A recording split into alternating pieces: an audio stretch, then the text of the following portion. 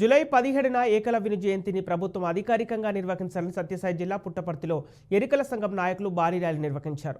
ఏకలవ్యుని జయంతిని అధికారికంగా నిర్వహించాలని ఎన్నిసార్లు ప్రభుత్వం దృష్టికి తీసుకెళ్లినా పట్టించుకోవడం లేదని ఏపీ ఎరికల పోరాట సమితి అధ్యక్షులు గోవిందు ఆరోపించారు. ప్రస్తుత ప్రభుత్వం ఏకలవ్యుని జయంతిని అధికారికంగా నిర్వహించే విషయంలో ఆలోచించాలని కోరారు. లేని పక్షంలో ఉద్యమాలను మరింత ఉధృతం చేస్తామని గోవింద్ అన్నారు. నిర్వహించాలని చెప్పి మేము డిమాండ్ చేస్తున్నాం. తప్పకోకుండా మాకు ఒక ఎరుకల కార్పొరేషన్ కూడా ఏర్పాటు చేయాలి.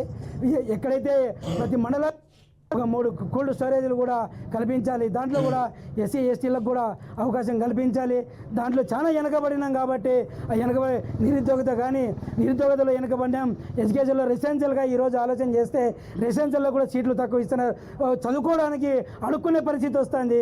ఇక స్వతంత్రం వచ్చినప్పటి నుంచి ఈరోజు ఎవరో డబ్బున్నవాడు మాత్రమే రెసిడెన్షియల్ చదువుతున్నారు. ఒక పేదవానికి కూడా ఒక సీట్ వచ్చే మార్గంగా ఆలోచన చేయాలి.